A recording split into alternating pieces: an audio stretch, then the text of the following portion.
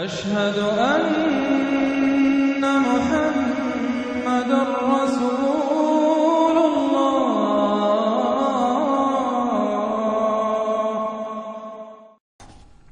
بسم اللہ الرحمن الرحیم۔ حامیم تنزیل الکتاب من اللہ العزیز الحکیم۔ یہ بیان کر چکا ہوں بالکل انہی الفاظ سے پچھلی سورت شروع ہوئی ہے۔ ما خلقنا السماوات والارض وما بینہما الا بالحق۔ وہاں فرمایا تھا کہ ہم نے آسمان اور زمین کھیل کے لیے نہیں بنائے، یہاں اس کو فرمایا ہم نے نہیں پیدا کیا آسمان اور زمین اور جو کچھ ان دونوں کے مابین ہے مگر حق کے لیے، حق کے ساتھ۔ یہ ایک مستحکم نظام ہے، یہ پرپس فل کریشن ہے، بغیر کسی مقصد کے نہیں ہے۔ واجل مسمى، اور ایک اجل معین تک کے لیے۔ والذین کفروا عما انذروا معرضون، اور جن لوگوں نے کفر کیا ہے وہ جس چیز سے انہیں خبردار کیا جا رہا ہے اس سے وہ اعراض کر رہے ہیں۔ یہاں بھی دیکھیے تقدیم و تاخیر ہے، والذین کفروا معرضون عما انذروا، اصل ترتیب جملے کی یہ بنتی ہے۔ لیکن جیسا کہ میں نے شروع میں عرض کیا تھا جبکہ میں نے لیکچر دیے تھے تعارف قرآن پر، کہ قرآن مجید کے اندر ایک ردم ہے، یہ جو ایک معروف شاعری ہے، شاعری تو نہیں ہے، قرآن شعر نہیں ہے، لیکن جسے بلینک ورس کہا جاتا ہے، غالباً اس کا دنیا میں اگر رواج ہوا تو قرآن کی وجہ سے ہوا ہے۔ قرآن بلینک ورس میں ہے، اس میں ایک ردم ہے، ایک فلو ہے، اور اس ردم کی وجہ سے پھر جملوں کے اندر تقدیم و تاخیر ہو جاتی ہے تاکہ وہ جو اس کا ایک صوتی آہنگ ہے وہ برقرار رہے۔ قل ارأیتم ما تدعون من دون اللہ ارونی ماذا خلقوا من الارض، اے نبی ان سے کہیے جن چیزوں کو تم پوچھتے ہو اور پکارتے ہو اللہ کے سوا، ذرا مجھے دکھاؤ انہوں نے کیا چیزیں پیدا کی ہیں زمین میں۔ ام لہم شرک فی السماوات، یا ان کے لیے کوئی اور شریکہ ہے آسمانوں میں۔ ایتونی بکتاب من قبل ھذا، تو لاؤ میرے پاس کوئی کتاب جو اس سے پہلے نازل ہوئی ہو، او اثارۃ من علم، اور یا پھر کوئی روایت چلی آ رہی ہو علم کی بنیاد پر، دلیل کی بنیاد پر، منطق کی بنیاد پر، ان کنتم صادقین، اگر تم سچے ہو۔ ومن اضل ممن يدعو من دون اللہ من لا يستجیب له الى یوم القیامہ، اور اس سے بڑھ کر ظالم کون ہوگا جو اللہ کے سوا پکار رہے ایسی چیزوں کو جو ان کی پکار سنتے ہی نہیں، قبول ہی نہیں کر سکتے قیامت کے دن تک۔ وَهُمْ عَنْ دُعَائِهِمْ غَافِلُونَ، وہ سنیں گے کیا، وہ تو ان کی دعا سے غافل ہے، انہیں پتہ ہی نہیں کہ وہ دعا مانگ رہے ہیں۔ فرض کیجئے کہ کوئی کسی بڑے ولی اللہ کو پکار رہا ہے کہ میری مدد کے لیے آ جائیے، وہ اللہ کا بندہ کہاں ہے، علیین میں، اعلیٰ علیین میں ہے، کہاں ہے، اسے پتہ بھی نہیں کہ کوئی بے وقوف مجھے پکار رہا ہے اللہ کے نام بجائے اللہ کو پکارنے کے، کوئی فرشتے کو پکار رہا ہو۔ بس آگے اس سے اگلی دفعہ پڑھیں گے۔ وَإِذَا حُشِرَ النَّاسُ كَانُوا لَهُمْ أَعْدَاءً وَكَانُوا بِعِبَادَتِهِمْ كَافِرِينَ۔ صدق اللہ العظیم۔ ذکر ہو رہا تھا اس سورہ مبارکہ کی پچھلی آیات میں کہ ان سے بڑھ کر زیادہ گمراہ کون ہوگا جو اللہ کے سوا ایسی ہستیوں کو پکار رہے ہیں جو نہ ان کی دعا سنتے ہیں، نہ دعاؤں کو قبول کر سکتے ہیں قیامت تک، بلکہ وہ ان کی دعاؤں سے غافل ہیں، انہیں معلوم ہی نہیں ہے۔ وَإِذَا حُشِرَ النَّاسُ، جب لوگوں کو جمع کیا جائے گا، كَانُوا لَهُمْ أَعْدَاءً، وہ ان کے دشمن بن جائیں گے کہ تم نے ہمیں شرمسار کیا، ہماری شرمندگی کا تم سبب بن گئے، تم نے ہمیں اللہ کا مد مقابل بنا دیا۔ جیسے کہ حضور صلی اللہ علیہ وسلم نے ایک صحابی کو ٹوک دیا، وہ اپنے کسی گفتگو کے انداز میں، اور ظاہر بات ہے کہ ان کی نیت تو وہ نہیں تھی کہ حضور کو اللہ کے برابر کر دیں، لیکن الفاظ ایسے ان کی زبان سے نکلے، ما شاء اللہ و ما شئت، جو اللہ چاہے اور آپ چاہیں، اسی پر ٹوک دیا حضور نے، اجعلتنی للہ ندًا، کیا تم نے مجھے اللہ کا مد مقابل بنا دیا ہے؟ مشیت صرف اللہ کی ہے۔ تو یہ اولیاء اللہ، یہ فرشتے، یہ پیغمبر، اگر انہیں آپ نے اللہ کے برابر بنا دیا، ان کو پکار رہے ہیں، ان سے دعائیں کر رہے ہیں، تو یہ تو گویا کہ ان کے لیے شرمندگی کی بات ہوگی اللہ کے سامنے، تو وہ دشمن بنیں گے۔ وَإِذَا حُشِرَ النَّاسُ كَانُوا لَهُمْ أَعْدَاءً وَكَانُوا بِعِبَادَتِهِمْ كَافِرِينَ، اور وہ تو ان کی عبادت کا انکار کریں گے۔ وَإِذَا تُتْلَىٰ عَلَيْهِمْ آيَاتُنَا بَيِّنَاتٍ، اور جب انہیں سنائی جاتی ہیں پڑھ کر ہماری آیات بینات، قَالَ الَّذِينَ كَفَرُوا لِلْحَقِّ لَمَّا جَاءَهُمْ، تو یہ کافر کہتے ہیں اس حق کے بارے میں جو ان کے پاس آیا ہے، ھذا سحر مبین، یہ تو کھلا جادو ہے۔ ام یقولون افتراہ، کیا کہ اسے گھڑ لیا ہے، یعنی محمد صلی اللہ علیہ وسلم نے یہ قرآن خود تصنیف کیا ہے۔ قل ان افتریتہ فلا تملکون لی من اللہ شیئا، اے نبی ان سے کہہ دیجئے کہ اگر میں نے یہ گھڑ کر اللہ کی طرف منسوب کیا ہوتا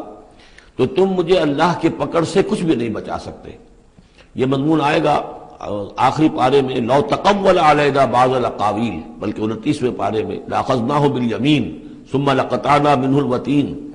کہ اگر بالفرض خدا نہ خواستہ اگر محمد صلی اللہ علیہ وسلم کوئی چیز گھڑ کر ہماری طرف منسوب کر دیں تو ہم ان کا داہنا ہاتھ پکڑیں گے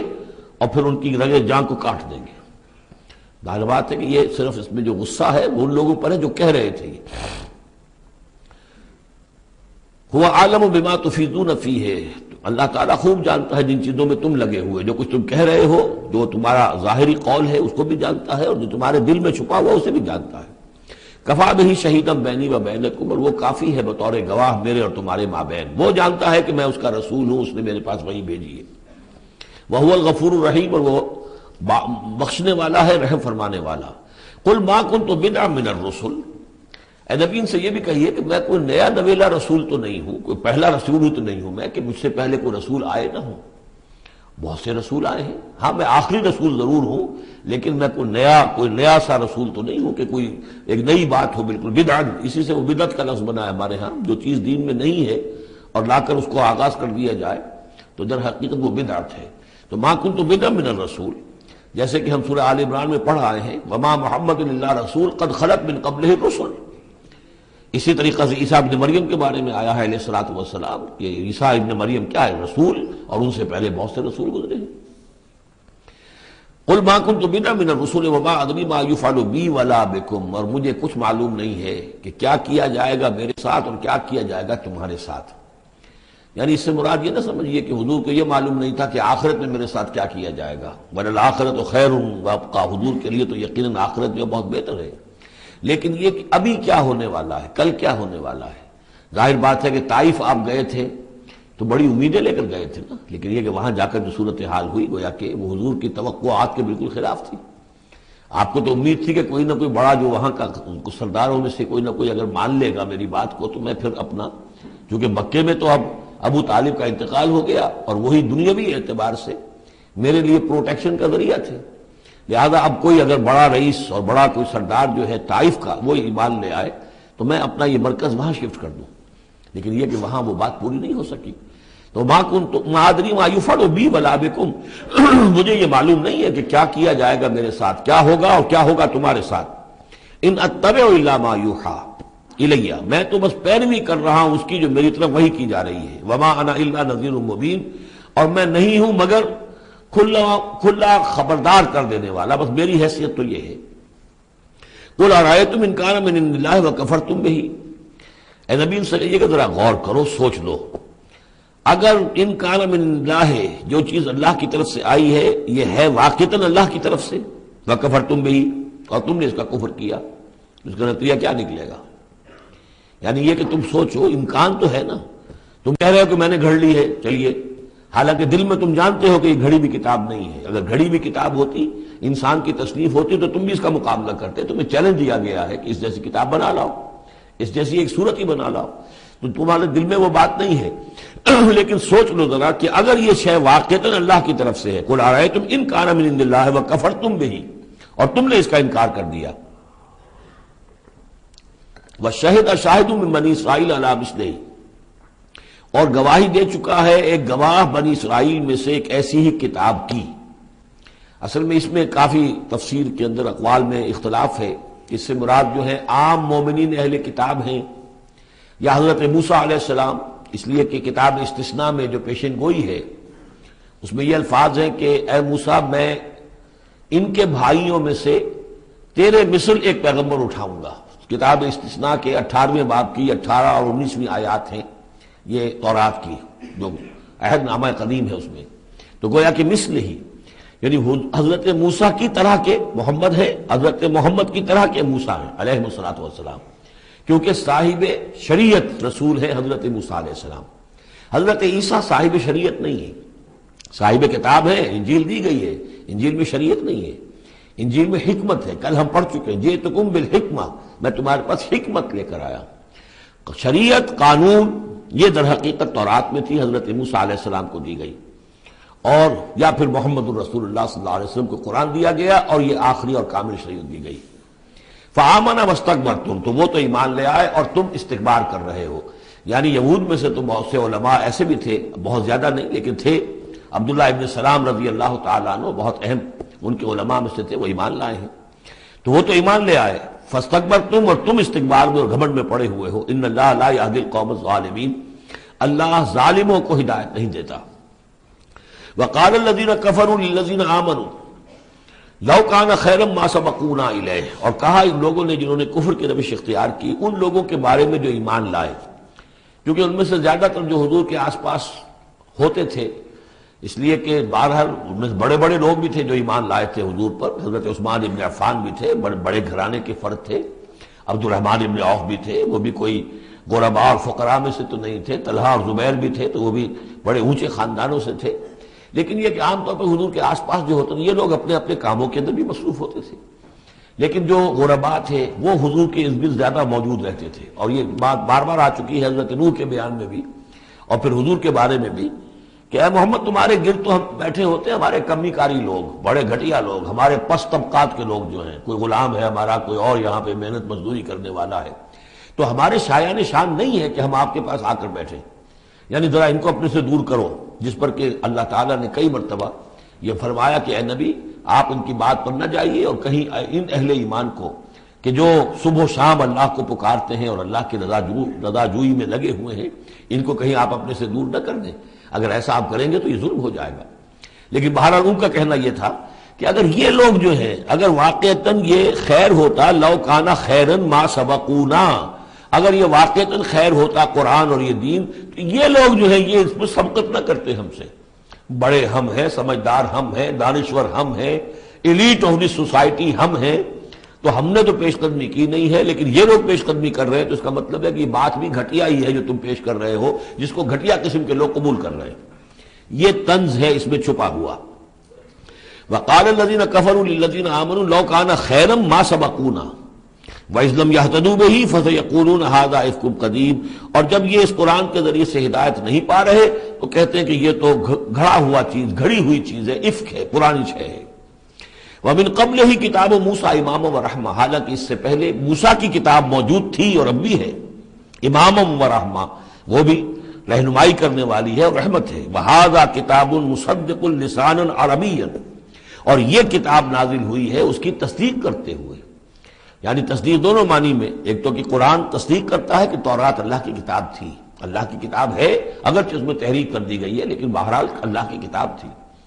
انا انزلنا التوراۃ فیہا ھدی ونور، ہم نے تورات نازل کی تھی، اس میں ہدایت بھی تھی، نور بھی تھا۔ پھر انجیل کے بارے میں فیہ ھدی ونور، قرآن دونوں کی تصدیق کرتا ہے۔ دوسری یہ کہ تورات میں اور انجیل میں جو پیشین گوئیاں تھیں ان کا مصداق بن کر قرآن آیا ہے، تو قرآن مصدق ہے لساناً عربیاً، اور بڑی ہی عمدہ فصیح اور بلیغ عربی زبان میں ہے، لِيُنذِرَ الَّذِينَ، تاکہ خبردار کر دیں ان لوگوں کو ظلموا، جنہوں نے کہ کفر کی روش اختیار کی، خبردار کر دینے کی ذمہ داری ہے، اور اسی لیے یہ جو آسان زبان میں ہم نے اس کو اتارا ہے تاکہ ہر شخص تک یہ بات پہنچ جائے۔ وَبُشْرَىٰ لِلْمُحْسِنِينَ، اور جو ایمان اور اسلام اور احسان کی روش اختیار کریں ان کے لیے یہ بشارت بن جائے۔ ان الذين قالوا ربنا الله ثم استقاموا فلا خوف عليهم ولا هم يحزنون، یقیناً وہ لوگ، یہ وہی الفاظ آ گئے جو سورہ حمیم سجدہ میں آئے تھے، جنہوں نے کہا ہمارا رب اللہ ہے پھر اس پر جم گئے، اور میں نے عرض کیا تھا وہ پھر دوبارہ عرض کر رہا ہوں کہ استقامت میں قیامت مضمر ہے، جنہوں نے کہا ہمارا رب اللہ ہے پھر اس پر جم گئے، یعنی پھر راضی برضائے رب رہنا، اسی پر توکل کرنا، اسی کی رضا جوئی کو اپنی زندگی کا مقصد بنانا، پھر اس کی اطاعت کرنا، اس کے احکام کی پابندی کرنا، اور اس کے جملہ جو بھی اس نے ذمہ داریاں عائد کی ان کو پورا کرنے کے لیے تن من دھن لگا دینا، یہ سب استقامت میں شامل ہے۔ استقامت کے معنی کیا ہے؟ جیسے کہ میں نے آپ کو بتایا تھا کہ حضور سے ایک صاحب نے یہ پوچھا، بلکہ کہا، فرمائش کی کہ مجھے تو کوئی ایک بات ایسی بتا دیجئے جس سے میں پلے باندھ لوں، میں زیادہ لمبی چوڑی باتیں نہیں سمجھ سکتا۔ حضور نے فرمایا قل آمنت باللہ ثم استقم، کہو کہ میں ایمان لایا اللہ پر پھر جم جاؤ، ٹھک جائے تمہارا دل اس کے اوپر کہ واقعتاً پالن ہار وہی ہے، پروردگار وہی ہے، حاجت روا وہی ہے، مشکل کشا وہی ہے، اور وہ ہماری دعاؤں کا سننے والا وہی ہے۔ پھر یہ کہ اسی کے لیے انسان ہمتاً اپنے آپ کو وقف کر دے، ان صلاتی و نسکی و محیای و مماتی للہ رب العالمین۔ ان الذین قالوا ربنا اللہ ثم استقاموا فلا خوف علیہم ولا هم یحزنون، یہ استقامت والے جو ہی تو اولیاء اللہ ہو گئے نا، پھر جیسے کہ ہم نے سورہ یونس میں پڑھا تھا، الا ان اولیاء اللہ لا خوف علیہم ولا هم يحزنون الذین آمنوا وكانوا يتقون، جو ایمان لائے اور اس پر مستقیم ہو گئے، قائم ہو گئے، جازم ہو گئے، اور وہی تو اللہ کے ولی ہیں، وہی اللہ کے دوست ہیں، ان کے لیے نہ کوئی خوف ہے نہ وہ کسی حزن سے دوچار ہوں گے۔ اولئک اصحاب الجنت خالدین فیہا، وہ جنت والے لوگ ہیں، اس میں رہیں گے ہمیشہ ہمیش، جزاء بما كانوا يعملون، اور یہ جزا ہوگا ان کے اعمال کا۔ یہ بات کئی دفعہ میں نے واضح کی ہے کہ بندے کو یہ سمجھنا چاہیے، اور یہی بندے کہیں گے جنت میں داخل ہونے کے بعد بھی کہیں گے اللہ کے نیک بندے کہ ہماری یہ طاقت نہیں تھی، صلاحیت نہیں تھی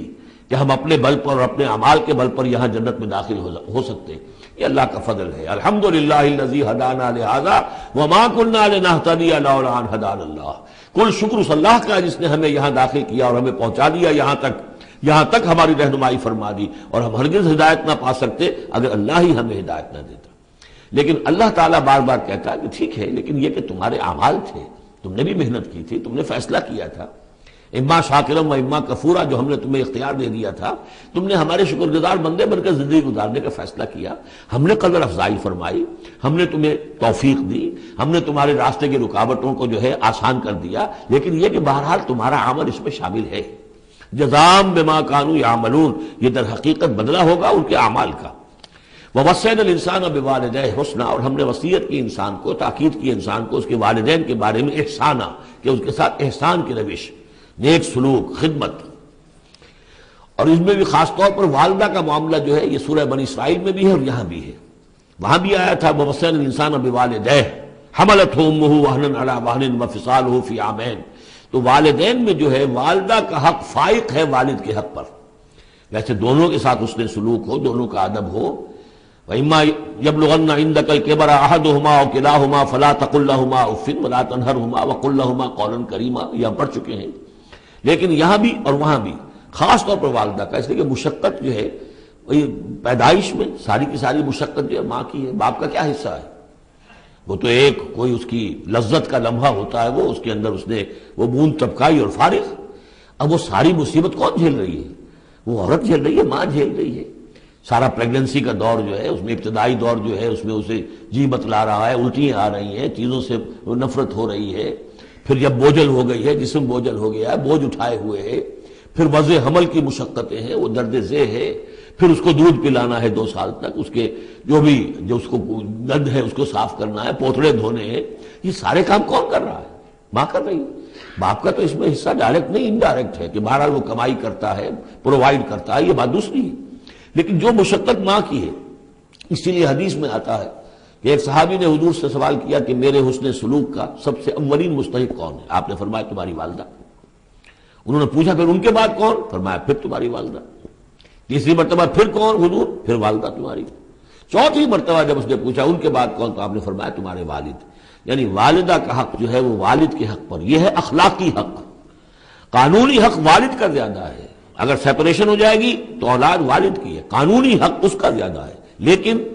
اخلاقی حق، خدمت کا حق اور جنت جس کے پاؤں تلے ہے وہ باپ نہیں ماں ہے۔ جنت جو ہے وہ تو اس کے قدم تلے تحت اقدام الامہات، اس حوالے سے اخلاقی مقام جو ہے وہ عورت کا زیادہ ہے، ماں کا زیادہ ہے۔ فرمایا حملتہ امہ کرہا ووضعتہ کرہا، اس کی ماں نے اسے اٹھائے رکھا اپنے پیٹ میں تکلیف جھیل کر، اور پھر اس کو وضع حمل ہوا، اس کو جنا تکلیف کے ساتھ، وحملہ وفصالہ 30 شہرا، اور اس کا یہ حمل اور پھر دودھ پلانا یہ لگ بھگ جو ہے 30 مہینے ہوتے ہیں۔ حتی اذا بلغ اشدہ، یہاں تک کہ جب وہ اپنی پوری قوت کو پہنچتا ہے، بلوغت کو پہنچتا ہے، اور یہاں سے بلوغت سے مراد جو ہے وہ نفسیاتی بلوغت ہے، ذہنی اور نفسیاتی بلوغت۔ ایک جسمانی بلوغت ہوتی ہے، وہ تو 16 17 18 اس سال کے اندر آدمی جو ہے وہ پورا بالغ ہوتا ہے، لیکن جسمانی بلوغت نہیں، یہاں جو ہے 40 برس کا ذکر آ رہا ہے۔ حتی اذا بلغ اشدہ وبلغ 40 سنۃ، جب وہ 40 برس کا ہو جاتا ہے۔ سائیکولوجیکل میچورٹی جو ہے انسان کی وہ 40 برس کی ہے، یہی وجہ ہے کہ 40 برس ہی کی عمر میں جو بھی نبوت جو ہے وہ ملتی تھی، حضور کو بھی 40 برس کی۔ فلما بلغ 40 سنۃ حبب الیہ الخلا فکان یخلو بغار حرا، ایک حدیث ہے بڑی پیاری جس کی راویہ ہیں ام المومنین حضرت عائشہ صدیقہ رضی اللہ تعالیٰ عنہ، جس میں فرمایا انہوں نے کہ حضور نے مجھے بتایا کہ جب میری عمر 40 برس کے قریب ہوئی تو مجھے خلوت گزرنی محبوب ہو گئی، تنہائی میں بیٹھ کر، اور پھر آپ جا کر کئی دن کئی راتیں جو ہے غار حرا میں آپ تنہا رہتے تھے، خلوت گزری، پھر وہیں پر وہی کا آغاز ہوا ہے۔ تو 40 برس کی عمر، اگرچہ استثناءات ہیں، حضرت یحییٰ کے بارے میں ہم پڑھ چکے ہیں سورہ مریم میں، آتیناہ الحکم صبیہ، بچپن ہی میں اللہ نے انہیں حکمت عطا فرما دی، اور ان کو جو بھی وہ میچورٹی ہے اللہ نے بہت ابتدائی عمر میں عطا فرما دی۔ حضرت عیسیٰ کا معاملہ بھی ایسا ہی ہے، لیکن عام قاعدہ قانون وہی ہے 40 برس کا۔ حتیٰ اذا بلغ اشدہ وبلغ 40 سنة قال رب اوزعنی ان اشکر نعمتک التی انعمت علی وعلی والدی، تو وہ کہتا ہے کہ میرے پروردگار مجھے اس کی میری قسمت یہ بنا دے، یہ میرا نصیب فرما دے، مجھے اس کی توفیق دے کہ میں شکر ادا کر سکوں تیرے انعامات کا جو مجھ پر ہوئے اور میرے والدین پر ہوئے، وان اعمل صالحا ترضاہ، اور یہ کہ میں ایسے عمل کروں اچھے جو تجھے پسند آئیں، جنہیں تو پسند کرے، واصلح لی فی ذریتی، اور پھر یہ کہ میرے لیے میری اولاد کے لیے بھی، اولاد میں بھی میرے لیے بہتری پیدا کر دے۔ ایک تو یہ ہوتا ہے کہ اصلح لی ذریتی، میری اولاد کو اصلاح کر دے، انہیں صالح بنا دے، لیکن یہاں پہ انداز جو ہے ذرا دیکھیے، اصلح لی فی ذریتی، اس لیے کہ اولاد صالح ہوگی تو اس کا فائدہ مجھے بھی پہنچے گا، اس لیے کہ اگر اولاد جو ہے وہ صالح ہے اور نیک ہے تو اس سے یقیناً انسان جو ہے وہ دعائیں کریں گے، استغفار کریں گے، اور ان کے جو اعمال صالحہ ہیں، چونکہ باپ نے کوئی تربیت اچھی دی تھی تو ان کے اعمال صالحہ سے بھی اس کے اپنے حساب کے اندر بھی ادراج ہوتا رہے گا نیکیوں کا۔ تو اصلح لی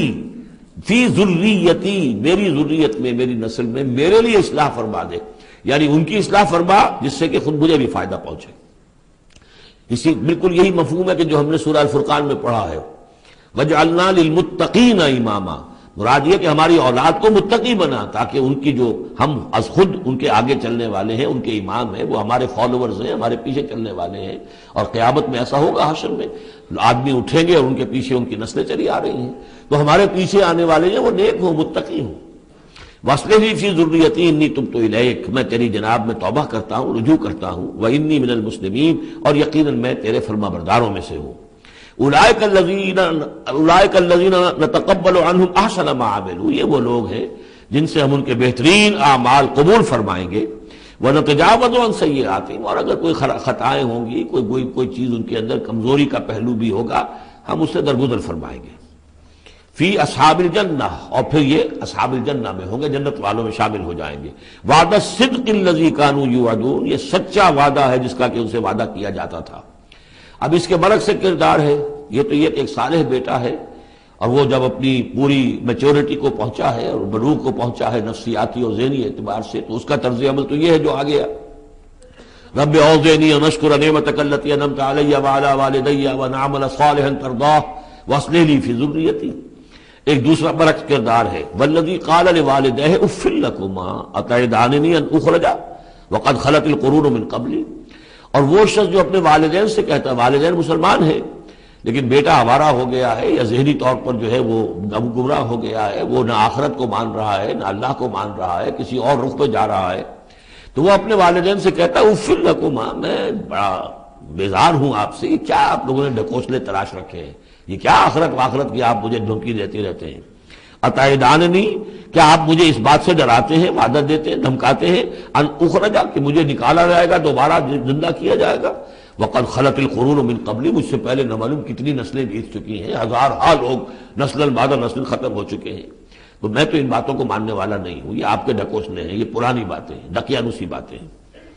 وہما یستغیثان اللہ ویلک آمن، اور وہ دونوں ماں باپ جو ہے بیچارے وہ نیک، وہ دعائی دے رہے ہیں اللہ کی کہ اللہ کے بندے، ویلک، تباہی ہو تیری، خرابی ہو تیری، آمن، ایمان لا، مان ان باتوں کو،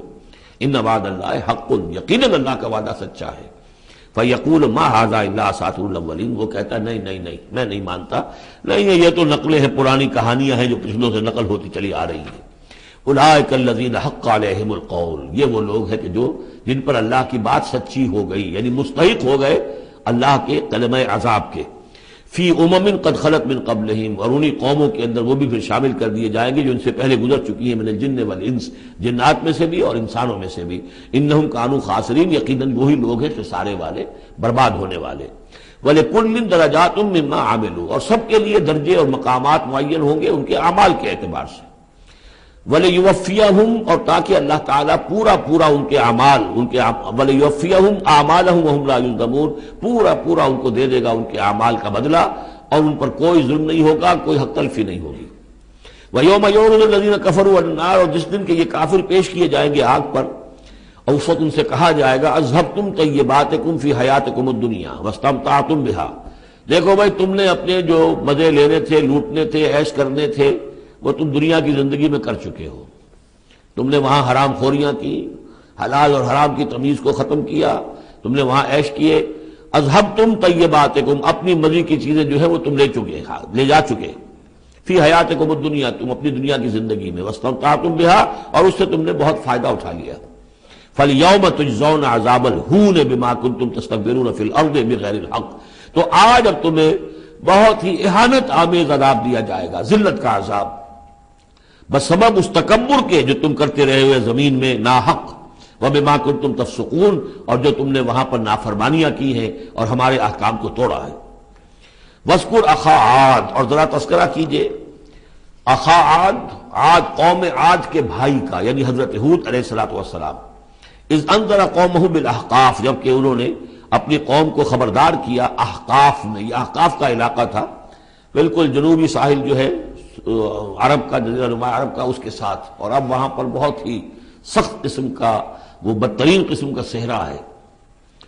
احقاف۔ وقد خلت النذر من بین یدیہ ومن خلفہ، ان سے پہلے بھی، ان کے سامنے بھی اور بہت سے خبردار کرنے والے آئے تھے۔ یہ میں نے عرض کیا تھا کہ انبیاء متعدد آ کر پھر آخری کوئی رسول آتا تھا کہ جو پھر آخری اتمام حجت کرتا تھا۔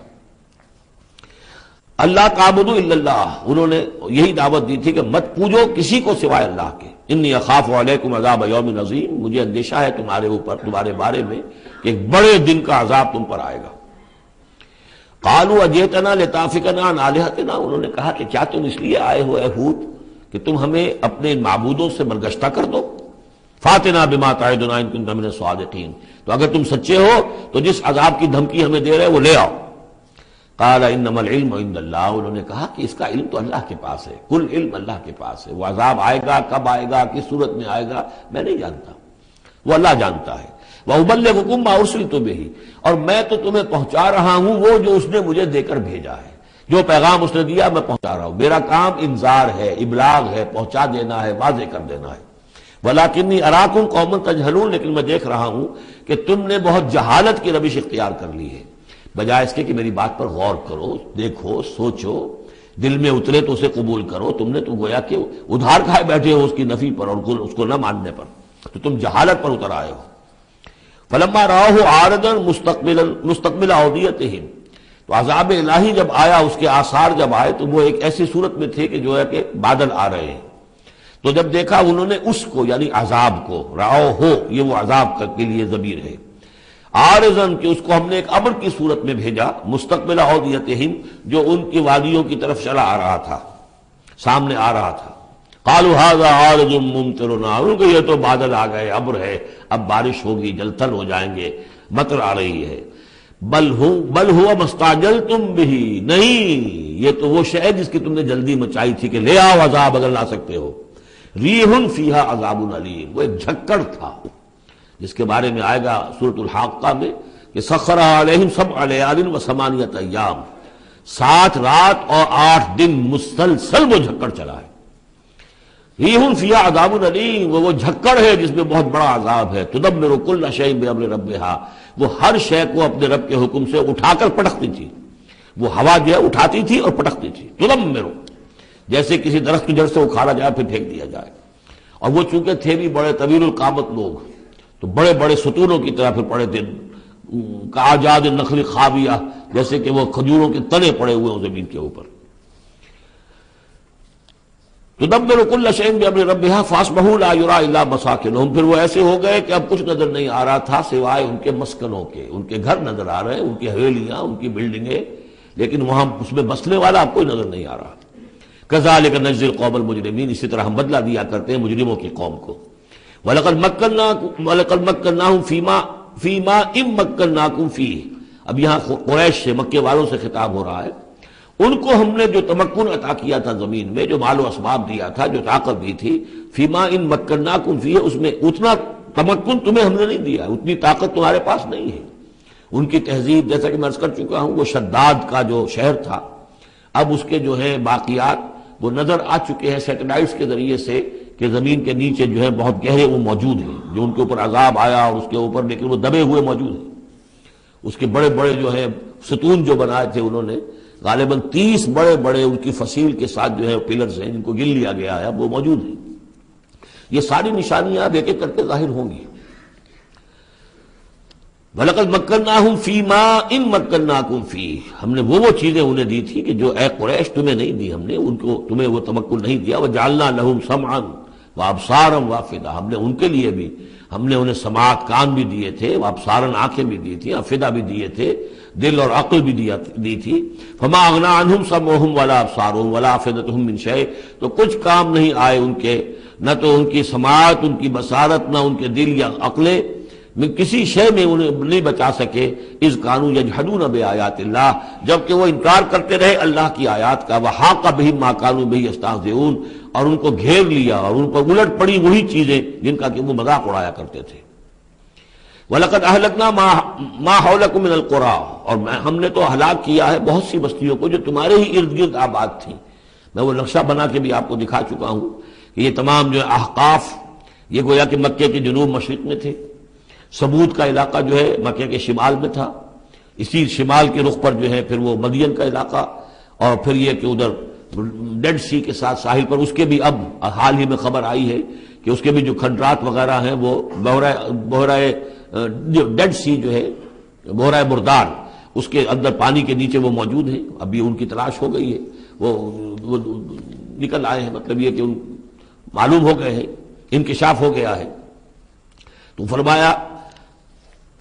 وَلَقَدْ أَهْلَكْنَا مَا حَوْلَكُم مِّنَ الْقُرَىٰ، ہم نے بہت سی بستیوں کو، شہروں کو ہلاک کیا جو تمہارے ارد گرد ہی تھی۔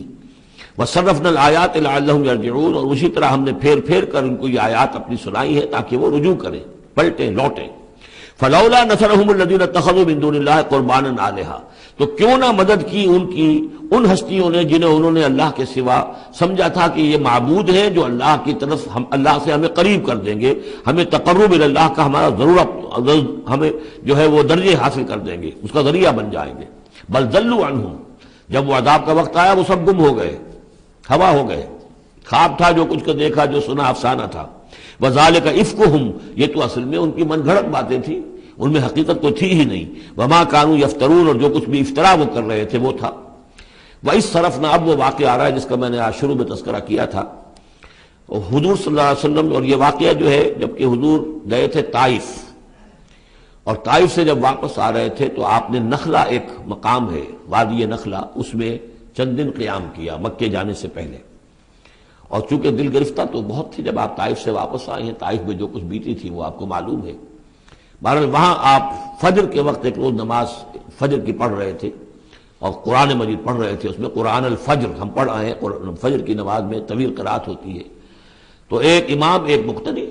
امام تھے حضور صلی اللہ علیہ وسلم، اور مقتدی تھے حضرت زید بن حارثہ، آپ کے منہ بولے بیٹے، آپ کے آزاد شدہ غلام۔ اس وقت یہ ہے کہ وہاں سے گزر ہوا کچھ جنوں کی ایک جماعت کا، اور وہ ٹھہر گئے، ٹھٹک کر کھڑے ہوئے، اور وہ سنتے رہے قرآن، حضور پڑھ رہے ہیں وہ سن رہے ہیں۔ تو اس پر وہ ایمان لائے،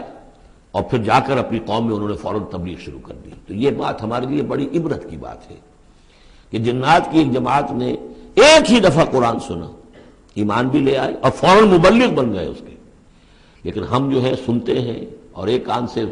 سن کر دوسرے کان سے نکال دیتے ہیں، ہماری زندگیوں میں کوئی تبدیلی نہیں آتی۔ تو بڑا قابل غور ہے یہ مقام قرآن مجید کا۔ وَإِذْ صَرَفْنَا إِلَيْكَ نَفَرًا مِنَ الْجِنِّ، اور جبکہ ہم نے آپ کی طرف متوجہ کر دیا اے نبی جنوں کی ایک جماعت کو، یستمعون القرآن، کہ وہ قرآن سننے لگے۔ فلما حضروہ، جب وہاں وہ پہنچے، قالوا انصتوا، انہوں نے کہا چپ ہو جاؤ، خاموش رہو، سنو، توجہ سے سنو۔ اب دیکھیے جو بات قرآن مجید میں آئی ہے، وَإِذَا قُرِئَ الْقُرْآنُ فَاسْتَمِعُوا لَهُ وَأَنصِتُوا، معلوم ہوتا ہے کہ یہ وہ ان جنات میں سے تھے کہ جو طبعاً نیک تھے، شریف تھے، اس اعتبار سے ان کے اندر وہ جو مادہ تھا وہ موجود تھا، بلکہ آگے چل کر معلوم ہوگا کہ وہ حضرت موسیٰ علیہ السلام کے ماننے والے تھے، ان پر گویا کہ وہ اہل کتاب جنات تھے۔ تو انہوں نے جب سنا تو بڑی توجہ کے ساتھ جو ہے وہ سننے لگے، اور کہا خاموش ہو جاؤ، سنو توجہ سے۔ فلما قضی، تو جب وہ آپ کی قرات ختم ہو گئی، ولوا الی قومہم منذرین، تو فوراً اپنی قوم کی طرف پلٹے انہیں خبردار کرنے کے لیے۔ اور کیا کہا انہوں نے؟ قالوا یا قومنا انا سمعنا کتابا انزل من بعد موسیٰ، معلوم ہوا موسیٰ کے ماننے والے تھے. اے ہماری قوم کے لوگوں، ہم نے سنا ہے، ہم نے کتاب سنی ہے جو نازل ہوئی ہے اب موسیٰ کے بعد. کتاب جو نازل ہوئی ہے موسیٰ کے بعد وہ قرآن ہی ہے. اگرچہ ہم مانن کہہ دیتے ہیں عرفن، وہ انجیل کو بھی کتاب، لیکن کتاب کا لفظ میں نے بارہا آپ کو بتایا ہے کہ شریعت کے لیے آتا ہے. کتاب قوانین کے لیے آتا ہے. کتب علیکم کتب علیکم کتب علیکم. نماز بھی ہے کتابا موقوتا، عدت کے لیے آیا حتی یبلغ الکتاب اجلہ. تو شریعت کے احکام کے لیے جو ہے وہ اصل میں یہ لفظ خاص ہے. تو تورات چونکہ شریعت کی حامل تھی اور قرآن پھر شریعت دوسری جو آئی ہے موسیٰ کی شریعت کے بعد وہ شریعت محمدی ہے صلی اللہ علیہ وسلم. ورنہ ظاہر بات ہے کہ ان کے علم میں ہوگا کہ حضرت عیسیٰ بھی آئے اور وہ ایک کتاب تو لائے، لیکن یہ کہ اس میں شریعت نہیں. قالوا یا قومنا انا سمعنا کتابا انزل من بعد موسیٰ مصدقا لما بین یدیہ، اور یہ تصدیق کرتے ہوئے آئی ہے اس کی جو اس کے سامنے موجود ہے، یعنی تورات. یہدی الی الحق، اور یہ رہنمائی کر رہی ہے حق کی طرف. وَإِلَىٰ طَرِیقٍ مُسْتَقِیم، اور ایسے راستے کی طرف جو بالکل سیدھا ہے. صراط مستقیم، صراط بھی راستہ، طریق بھی راستہ، سبیل بھی راستہ، سواء سبیل سیدھا راستہ، صراط مستقیم سیدھا راستہ، طریق مستقیم. یا قومنا اجیبوا داعی اللہ، اے ہماری قوم کے لوگوں، اللہ کی طرف پکارنے والے کی پکار پر لبیک کہو، مانو، ایمان لاؤ. وآمنوا بہ یغفر لکم من ذنوبکم، تو ان پر ایمان لاؤ تاکہ اللہ تعالیٰ جو ہے تمہارے گناہوں کو بخش دے. وَيُجِرْكُم مِّنْ عَذَابٍ عَلِيمٍ، اور تمہیں بچا دے عذاب علیم سے، دردناک عذاب سے. وَمَن لَّا يُجِبْ دَاعِيَ اللَّهِ فَلَيْسَ بِمُعْجِزٍ فِي الْأَرْضِ، اور جو نہیں لبیک کہتا اللہ کی طرف پکارنے والے کی پکار پر، تو وہ پھر فَلَيْسَ بِمُعْجِزٍ، وہ اللہ تعالیٰ کو ہرا نہیں سکے گا، شکست نہیں دے سکے گا زمین میں. وَلَيْسَ لَهُ مِن دُونِهِ أَوْلِيَاء، اور نہیں ہوں گے اس کے لیے کوئی ایسے اس کے رفیق اور اس کے پشت پناہ اور مددگار جو اسے اللہ کی پکڑ سے بچا سکے. أُولَٰئِكَ فِي ضَلَالٍ مُّبِينٍ، یہ لوگ تو گویا کہ کھلی گمراہی کے اندر ہوں گے. اب یہ بات جو ہے جیسا کہ میں نے اس کے تو قابل غور ہے ہمارے لیے. اب ظاہر بات ہے کہ داعی جب تک نبوت کا سلسلہ جاری تھا وہ اللہ کے نبی ہوتے تھے. اب حضور کے بعد اب داعی جو ہوں گے وہ امت میں سے ہوں گے. کوئی اٹھے گا اللہ کا بندہ، پھر دین کی دعوت دے گا، پھر قرآن کی طرف بلائے گا، پھر لوگوں سے کہے گا کہ آؤ چلو اس راستے پر چلو، اللہ کے دین کا راستہ یہ ہے. اقامت دین کی جد و جہد میں لگو، اس کے لیے اپنے تن بندھن لگاؤ. ان صلاتی و نسکی و محیایا و مماتی للہ رب العالمین. اب نبی تو کوئی نہیں آئے گا سوائے ان کے جو دجال ہیں، جھوٹے نبی ہیں جنہوں نے دعوے کیے ہیں، وہ تو چھوڑ دیجیے ان کو. لیکن نبی نہیں آنے والا، نبوت کا دروازہ بند ہو چکا. لیکن دعوت اللہ کا دروازہ بند نہیں ہوا ہے، اس کا سلسلہ بند نہیں ہوا، بلکہ اب تو اس امت کے ذمے بحثیت مجموعی کو ذمہ داری لگا دی گئی. وَكَذَلِكَ جَعَلْنَاكُمْ أُمَّةً وَسَطًا لِتَكُونُوا شُهَدَاءَ عَلَى النَّاسِ وَيَكُونَ الرَّسُولُ عَلَيْكُمْ شَهِيدًا. تمہارے ذمے ہے. كُنتُمْ خَيْرَ أُمَّةٍ أُخْرِجَتْ لِلنَّاسِ تَأْمُرُونَ بِالْمَعْرُوفِ وَتَنْهَوْنَ عَنِ الْمُنكَرِ وَتُؤْمِنُونَ بِاللَّهِ. أَوَلَمْ يَرَوْا أَنَّ اللَّهَ الَّذِي خَلَقَ السَّمَاوَاتِ وَالْأَرْضَ وَلَمْ يَعْيَ بِخَلْقِهِنَّ، کیا انہوں نے دیکھا نہیں، غور نہیں کیا؟ وہ اللہ جس نے آسمانوں اور زمین کی تخلیق فرمائی اور وہ تھکا نہیں، ہارا نہیں اس سے، ان کی تخلیق سے. یعنی جیسے کہ سورہ قاف میں ہم پڑھیں گے افعینا بالخلق الاول، کیا ہم عاجز آ گئے ایک دفعہ بنانے کے بعد؟ ہماری ساری جو بھی کریٹو ایکٹیویٹی تھی اور کریٹو پوٹینشیل ہمارا ختم ہو گیا، ایگزاسٹ ہو گیا، ہم دوبارہ نہیں بنا سکتے تمہیں. تو لم یا بخلقہن، وہ عاجز نہیں آ گیا ان کی تخلیق سے. اب اس کی جو خلاقی کی قوت ہے وہ ختم نہیں ہو گئی ہے. بقادر علی ان یحیی الموتى، تو کیا وہ قادر نہیں ہوگا اس پر کہ مردوں کو زندہ کر دے؟ بلا، کیوں نہیں، انہ علی کل شیء قدیر، یقیناً وہ ہر چیز پر قادر ہے. ویوم یعرض الذین کفروا علی النار، اور جس روز کے پیش کیے جائیں گے یہ کافر آگ پر، الیس ھذا بالحق، اس وقت سوال کیا جائے گا یہ ہے حق، یہ حقیقت ہے یا نہیں؟ تم ڈھکوسلا کہتے تھے، تم کہتے تھے کہ ایسی ہمیں دھونس دی جا رہی ہے، کوئی جہنم وغیرہ نہیں، کوئی حساب کتاب نہیں، کوئی جزا و سزا نہیں، کوئی باس بادل موت نہیں. الیس ھذا بالحق، کیا یہ حقیقت نہیں ہے؟ قالوا بلا وربنا، وہ کہیں گے کیوں نہیں، ہمارے پروردگار تیری قسم یہ حق ہے. قال فذوقوا العذاب بما كنتم تکفرون، تو اللہ فرمائے گا اب چکھو اس عذاب کا مزہ اپنے اس کفر کی پاداش میں جو تم کرتے رہے. فاصبر، اب آخری بات حضور سے، فاصبر کما صبر اولو العزم من الرسل، اے محمد صلی اللہ علیہ وسلم آپ بھی صبر کیجئے جیسے کہ ہمارے اولو العزم رسول آپ سے پہلے صبر کرتے رہے. یہ اولو العزم من الرسل عام طور پر خیال ہے کہ 5 ہیں، بعض حضرات 7 شمار کرتے ہیں، حضرت ہود حضرت صالح کو بھی شامل کرتے ہیں، لیکن 5 پر چونکہ اسی سلسلہ سور کی صورت ہے سورہ شورى جس میں 5 کا ذکر ہے۔ شرع لکم من الدین ما وصى به نوحا والذی اوحینا الیک وما وصینا به ابراہیم وموسیٰ وعیسیٰ۔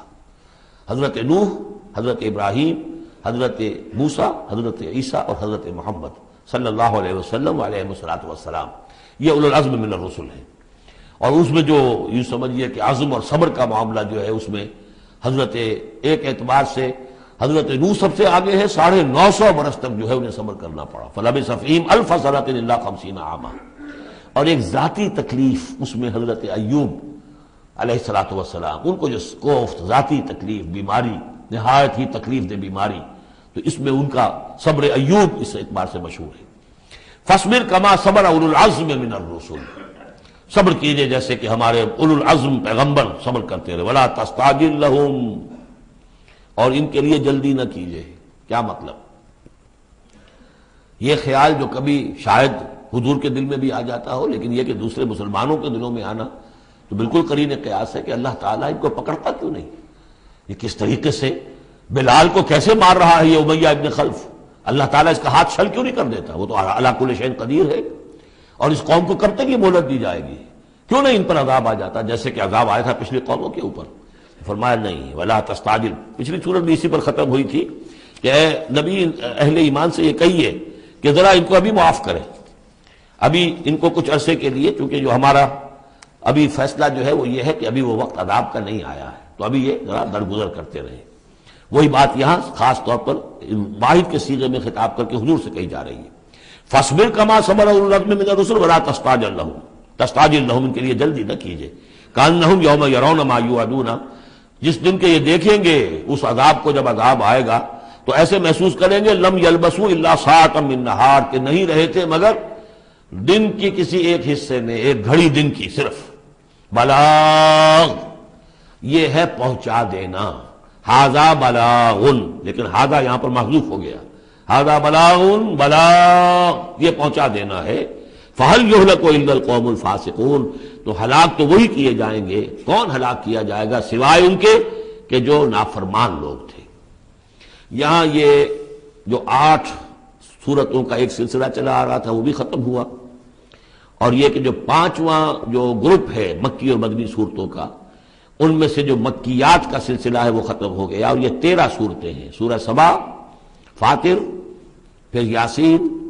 پھر صافات، پھر صاد، اور پھر یہ 8 صورتیں، سورہ زمر، اور پھر مومن، اور پھر حامیم سجدہ اور شورا اور زخرف اور دخان اور جاسیہ اور احقاف۔ یہ صورتیں ہیں کہ جہاں مکیات ہیں۔